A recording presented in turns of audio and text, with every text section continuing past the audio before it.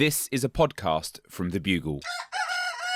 Welcome to this charming two-bedroom home located in a sought-after suburb. This appealing property boasts a renovated kitchen, glass windows and walls throughout to ensure comfort all year round.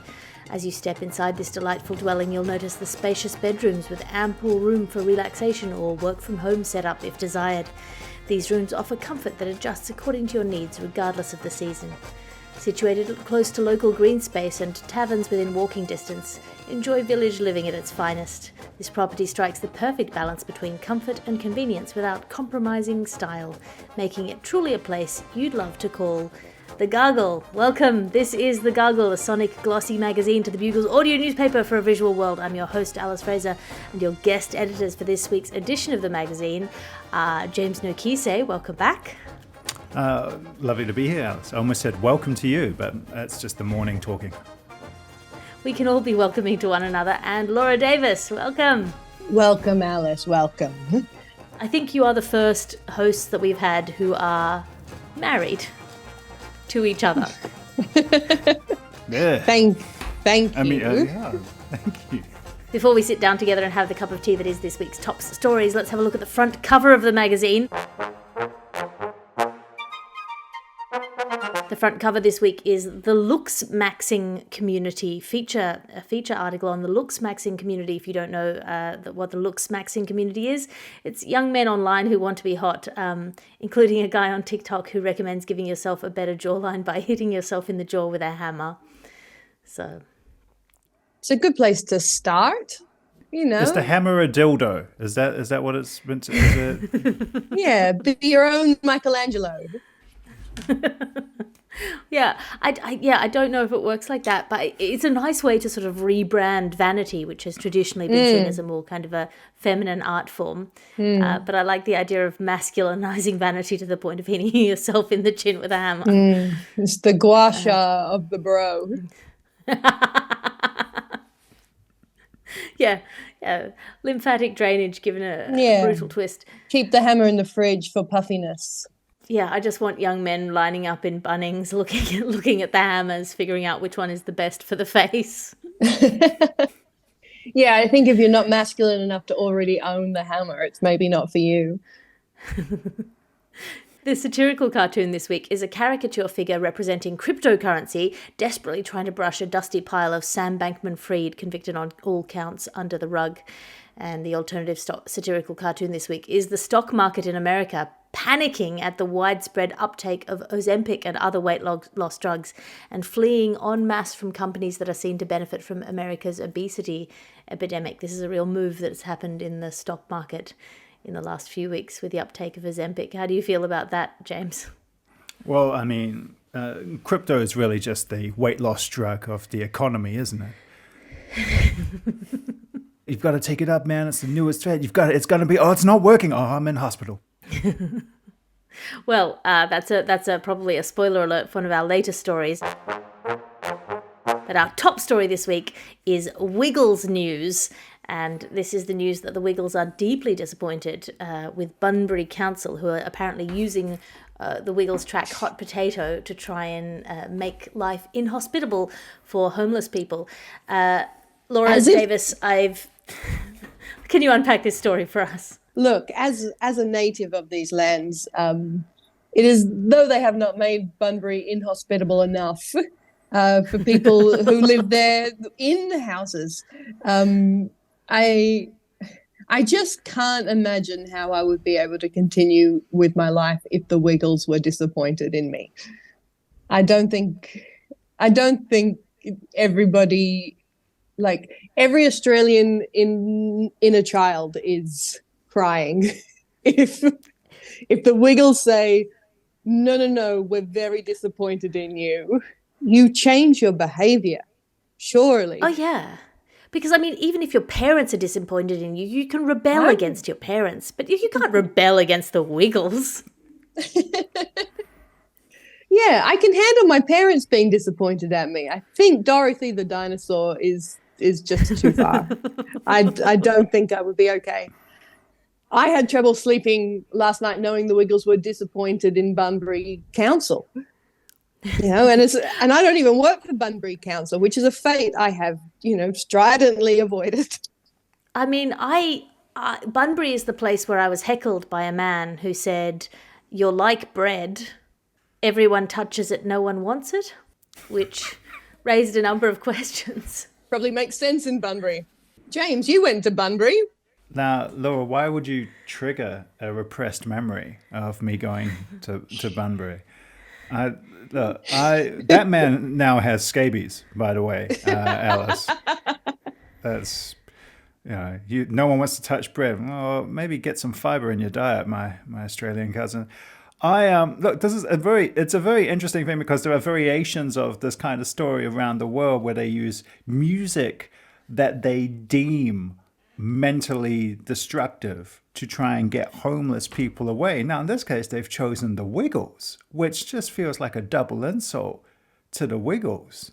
They used to use Peter Allen's I Go to Rio, wait for it, De Janeiro, and I just, look, the Wiggles are not the only people who've ever been disappointed in Bunbury. Anyone who's been there has been disappointed. People still living in Bunbury are disappointed. Yes.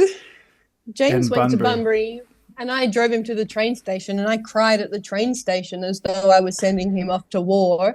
And then I had to go collect him at about 6 a.m. because the booker he'd made his way back from Bunbury urgently because the booker had insisted on sleeping in the same bed as him, but to save on accommodation costs. And I was not paid extra for that spooning. I want to tell you right now. That's and I don't usually put out on the first gig. You've got to promise me a headline spot for that kind of act.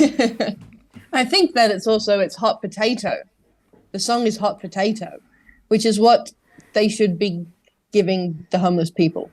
Also, this is a big estimation of, it's a big guess about the demographic makeup of this homeless population. Because if any of these homeless people have been parents in the last 20 years, I guarantee you they've gone deaf to the Wiggles. They don't hear it. They've heard it so many times, it's just white noise. Very relaxing. There's also lots of, there's lots of families with young children who are being made homeless in this cost of living crisis. So perhaps they can just lean into it. Just get some costumes. Yeah, let's not address the social issues and the economic problems. Let's just create a little Wiggles commune. I also found it amazing that the Bunbury MP who's against this, who's saying it lacks compassion, is a man called Don Punch, which is a very Western Australian name. I think we can all acknowledge that. But when you've got an Aussie called D Punch, who's like, "Where's the compassion?" I think you've really messed up. It's a very good enemy name for the Wiggles to have. The Wiggles haven't had a very good nemesis storyline yet. They've got a lot of friends. They got Henry the Octopus. They got Dorothy the Dinosaur, Captain Feathersword. Maybe what they need is a dark city council. He starts off dark. The Wiggles. Middle manager. I'm seeing it, guys. I'm seeing it. It's got the Wiggles. They go to Bunbury, and it looks like their nemesis is going to be Don Punch. Oh, he's a scary man. He's a city councillor. No, he's an MP. But then they discover he's actually a great friend, and he ends up dancing with Dorothy. And they drive down to that. Is it the world's longest wharf? Is that what's down in Bunbury? If I got it right? It's not far from there. I also feel like they've missed a trick here, playing hot potato. I mean, surely if you want to make something inhospitable for people to sleep in, you'd play Wake Up Jeff. Is that not? Yeah, it was right there, Bunbury Council. It was right there. They laid it down. The Wiggles laid it down. Do you think this could be enough to radicalise the Wiggles? I don't think that they have been stepping up to the plate when it comes to, strong social change or revolution. But perhaps this is literally the wake up Jeff call that they needed to realise there are a lot of problems and they could actually use their voice for a lot more than fruit salad, yummy, yummy. Well, we can all put our hands together and hope that is what happens. I can't wait to see a whole bunch of like 3-year-olds being radicalized into action on the streets. Your ad section now, because you can't be what you can't buy. And this episode of the podcast is brought to you by Halloween. Sorry, it's brought to you by half-price Halloween leftover products and sweets. Don't mind if your chocolate's pretending to be a witch, try half-price Halloween leftovers. Ever wanted a giant model of a spider for only $5? Try half-price Halloween leftovers. Half-price Halloween leftovers. There hasn't been a sale here for 30 years. And look at mummies, look at skeletons, look at wrinkled old crones, look at dusty ghosts and cobwebs, and accept that the spookiest thing of all is being dehydrated. Half a glass of water. Stop that terrifying creaking noise at the source.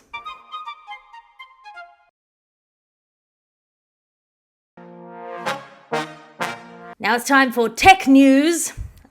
Tech news now, if you grok me, this is the news that Elon Musk has launched a new AI, a rebellious AI, which has few safety rails. It's being put forward in the name of free speech. It will tell you how to make cocaine, and some people are extremely excited about it. James Nokise, you've been extremely excited about things in the past. Can you unpack this story for us? Oh, it's enough to make you say, get grokked. Alice, Elon Musk, the biggest grokker in all of tech, has unleashed... We haven't seen it yet. Here's the thing with Musk. He said it exists, and it's coming, but he hasn't quite unleashed it. It's called Grok. Its nickname is Grok, I guess. It's an advanced AI. It's sort of there to promote free speech. He says they've just built it in the last couple of months. But again, with his company, it's probably built itself. There's probably a rogue, completely functioning AI out there already beginning to take over the world.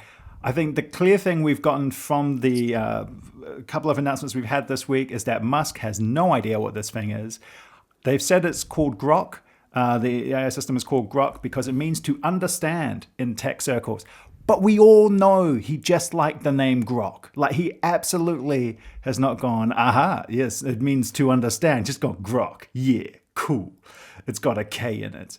Like, it's going to answer spicy questions. That's a genuine quote from a billionaire head of a company. We've built AI to answer spicy questions. Well, famously, Elon Musk has definitely had children, but you might be right, Lloyd. He may have not been laid in getting those children. He may have just grokked a few very sad women.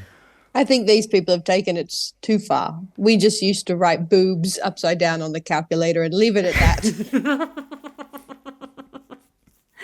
Well, so this is the thing. Leading up to the release, Musk posted this thing on X of an example of Grok responding to a request for a step-by-step cocaine recipe, and that like many chatbots, Grok is like very sassy and has a bit of personality to himself, and the problem, I think, here is the fact of the demonstration, because Elon Musk quite famously and quite recently is a person who demonstrated the strength of his Cybertruck by hurling a ball bearing through its window, then later trying to redeem that by having Joe Rogan fire an arrow at his Cybertruck, and then he launched the idea of a robot, a sentient humanoid robot, by having a man come on stage in a suit. So I don't know how much we can trust this demonstration of Grok's capabilities. It's a real sort of apocalyptic Willy Wonka thing going on. Like, this is really grim now. And, I mean, you also need to invent the time travel to go back to where defense from archery is helpful in warfare. I mean, I'm slightly worried that his company that does AI is called XAI because it's very much like his son's name, which is XAE12, if I recall correctly, or that's the beginning of a very long string of names. But it feels like he sort of circles around the same kind of naming conventions in a way that makes me worry the man so celebrated for his originality of thought may in fact just be rehashing old sci-fi premises. But how, Alice? How can he be celebrated for his original thought when his truck looks like the one that Homer built in The Simpsons?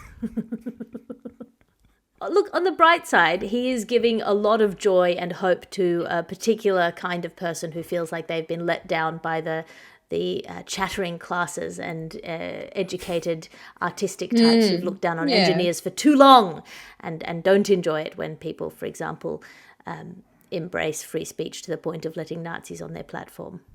Yeah, go tell Grok all the mean things the feminazis said to you. Maybe that's it. Maybe they can just talk to Grok. Dr. Grok. I love Dr. Grok. If I know anything about technology and people, it's that it's only a matter of time before someone tries to marry Grok. What would work is if, because he's just come back on TV, Elon Musk paid Kelsey Grammer way too much money, which Kelsey Grammer may take because we all love him, but never look into his personal politics, especially if you're a big fan of Fraser. But wouldn't it be great? Oh, you think that Fraser is a sitcom about that flamboyantly left-wing man? Look, this is not the time or place, Laura Davis, for us to get into debates over the political stances Fraser Crane. of Fraser. All right? We had this conversation in Bunbury. We're not having it here on the Gargle. A man who is has class bigotry against his own father. Yes. It's just champion of the people. I resent Fraser purely because he means that every American is incapable of pronouncing my last name correctly. Yes, Miss Fraser. I love that he built Grok because he thought other AI were too woke. So he's just built a AI. Despite the fact that all of previous evidence indicates that AI, like one of the biggest worries about AI is that replicates previous prior bigotries and can be, in fact, quite right-wing, because if it's drawing on the whole history of human discourse, then I don't know how to break this to you guys, but a lot of our history was a bit skew with according to current morals. Really? Grok said it was all fine. Let's look at all these films about AI taking over the world and realizing that humanity is a disease and it needs to be wiped out. Let's look at all of the art that's been made over the past 200 years about sci-fi dystopias and then go, you know what? AI is too kind. Let's make a mean one and put it on the largest social media platform out there.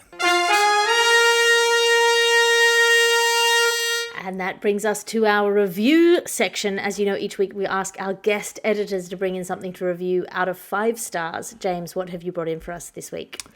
Well, I have brought in a New Zealand native bird because I don't know if you're aware, but friend of the Gargle, John Oliver, formerly British, now American comedian, has crashed into the New Zealand Bird of the Year election, which is arguably the most important election in New Zealand this year, and has sponsored one of our birds, the pū teke teke, and has said this should be the bird of the century. And he's crashed the New Zealand website, which is literally about 4 people working for Bird and Forest New Zealand going, oh, geez, there's a lot of votes today. So it's really annoyed me, Alice, because this is colonization on 2 parts. One, it's a British man putting his snout into, his very lovely snout, John, but also hire me as a writer, into the New Zealand politics where we don't want that, mate. That's why the Māori Party got a record number of seats in the election, all right? Keep your British... And also, it's an American trying to rig a foreign election. So just double bad one there, John. So I would like to review a different bird, which is the takahe. Which is a also very endangered bird, just as endangered as the most endangered birds. It's actually known as the bird which became alive again because it was thought to be extinct for 50 years until 1948. Because I don't know if you know this, Alice, but most New Zealand birds are massive introverts. So it's just hanging out by itself. I think producer Ped's got a sound of its mating call, or just a normal call.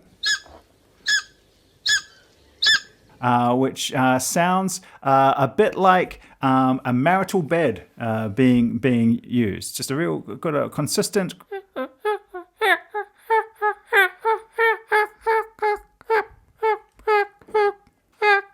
Why are you looking at me like that, Laura? Well, 'cause why don't they fix the bed? Well, it's a bird, Laura. That's why. It's got claws. Laura just declaring that if that were their marital bed, you'd use WD-40 and solve the problem. Yeah, No, absolutely. it wouldn't have lasted a night. Maybe that's why this bird's going extinct, because now it's too smooth and it's not making any noises to attract a mate.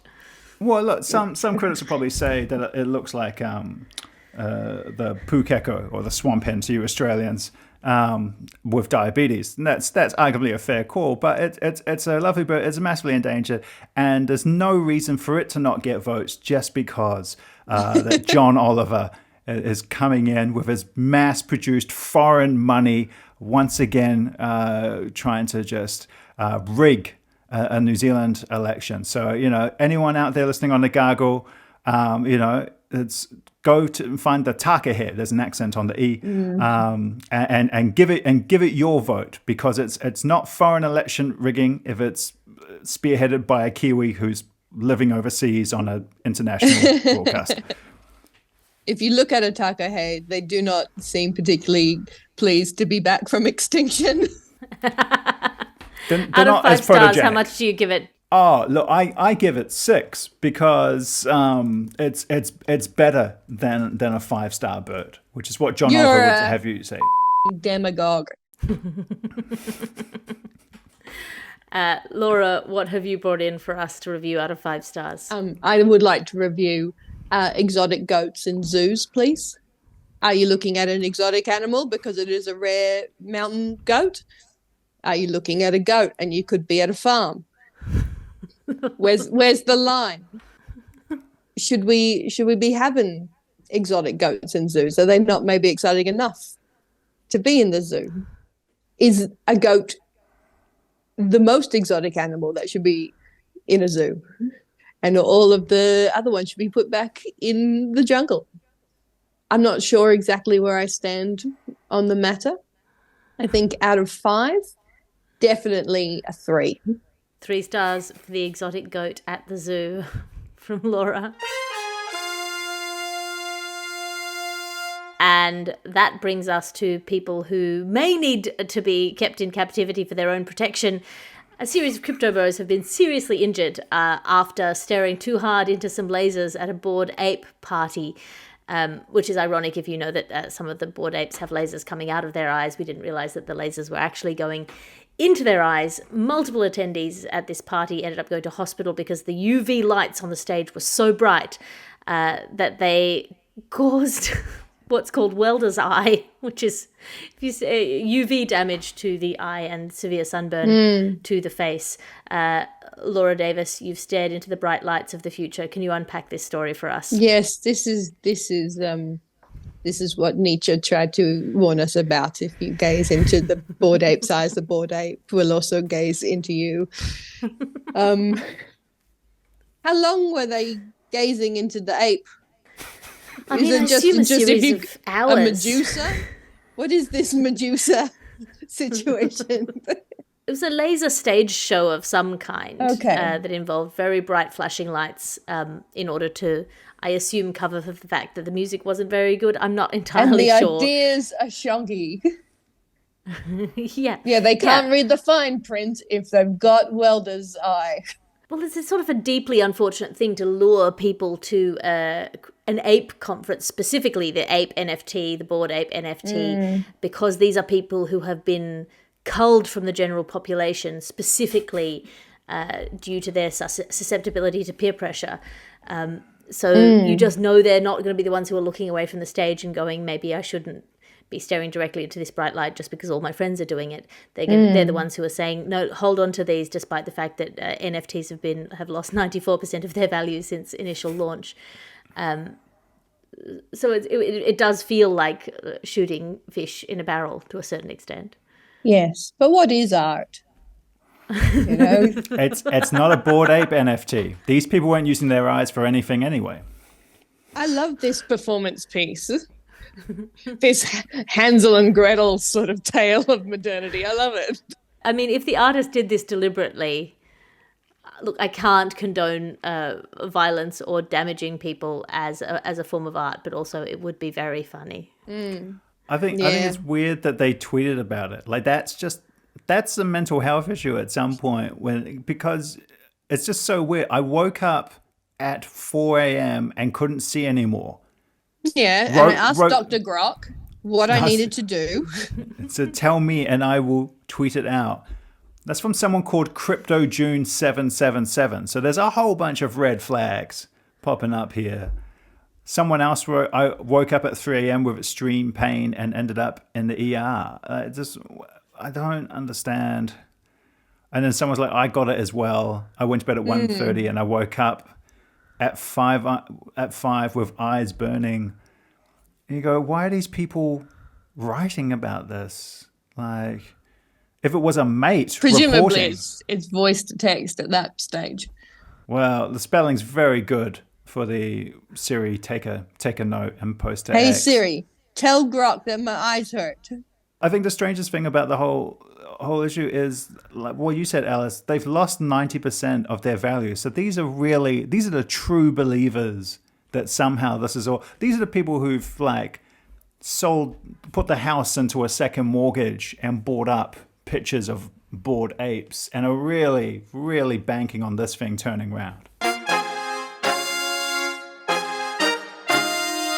And that brings us to our final story this week, which is the news that Sam Bankman-Fried, the king of crypto, the poster child for effective altruism, has been found guilty on all counts of one of the biggest financial frauds in history. James Nokise, you've been guilty of trying to buy up the entirety of a small island to do human experiments. Can you unpack this story for us? Look, that was Niue, and they weren't doing anything with that island anyway. It's actually pronounced fried, as in fried eyes. I think you'll find.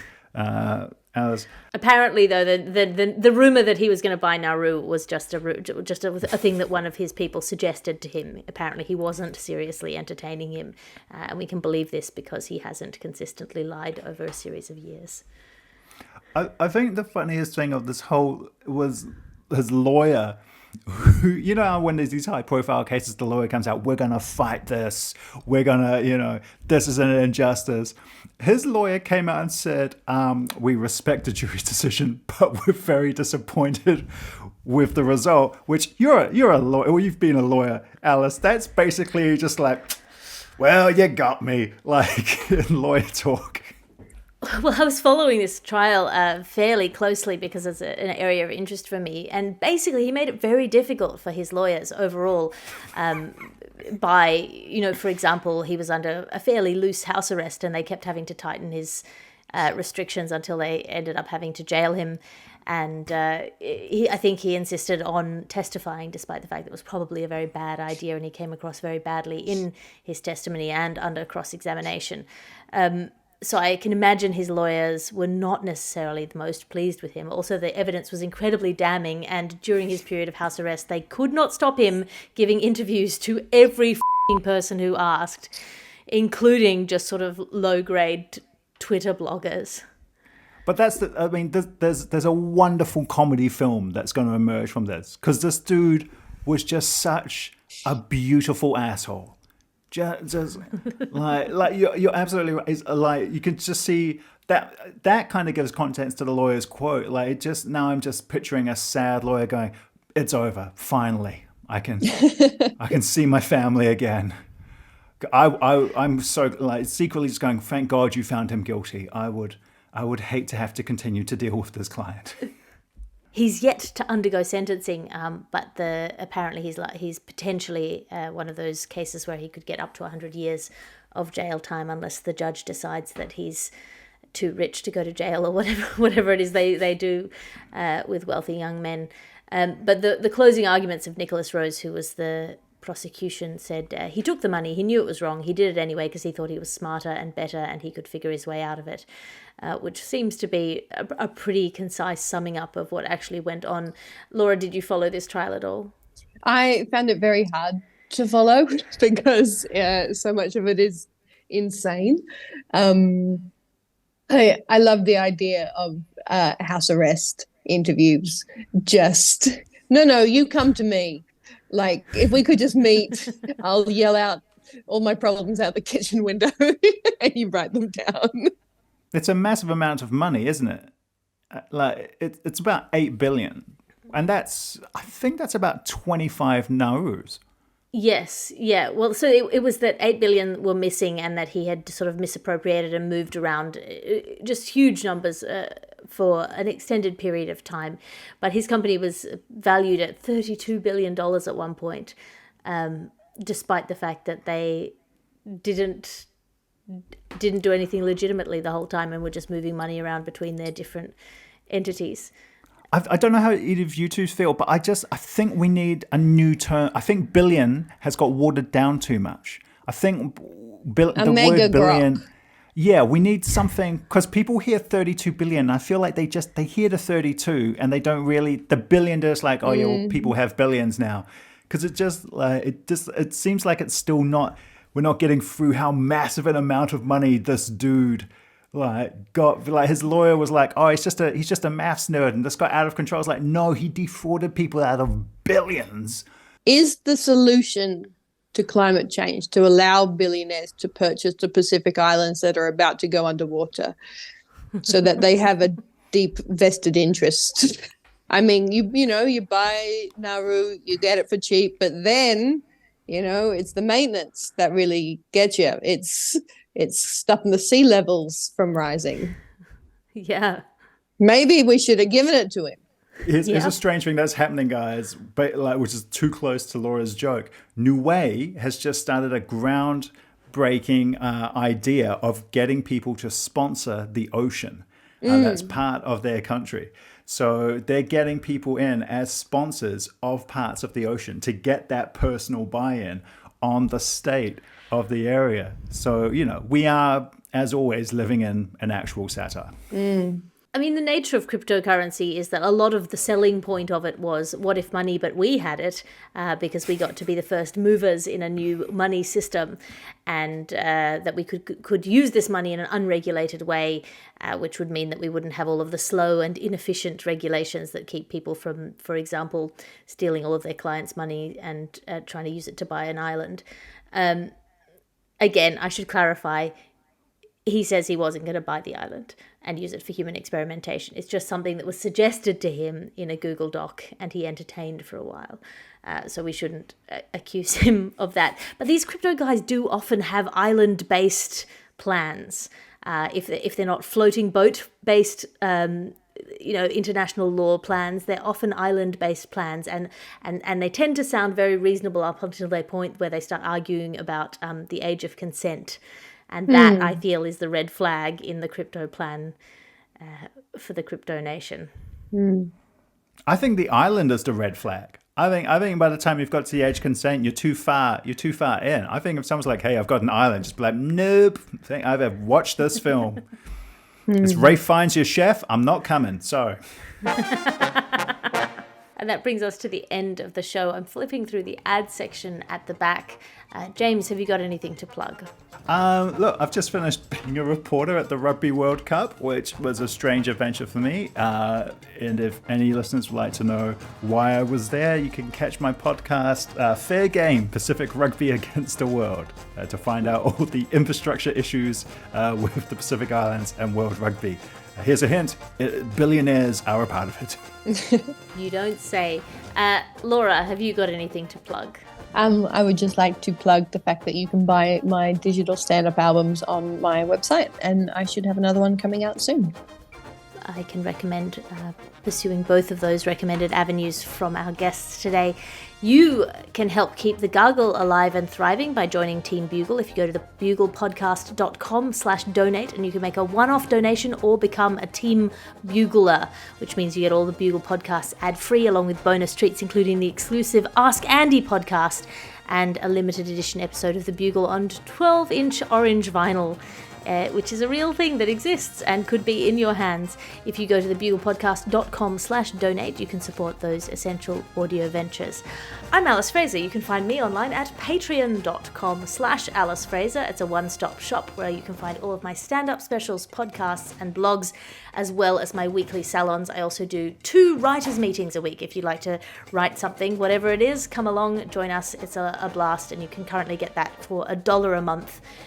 Which I think is sort of ridiculously cheap. This is a Bugle podcast and Alice Fraser production. Your editor is Ped Hunter. Your executive producer is Chris Skinner. I'll talk to you again next week.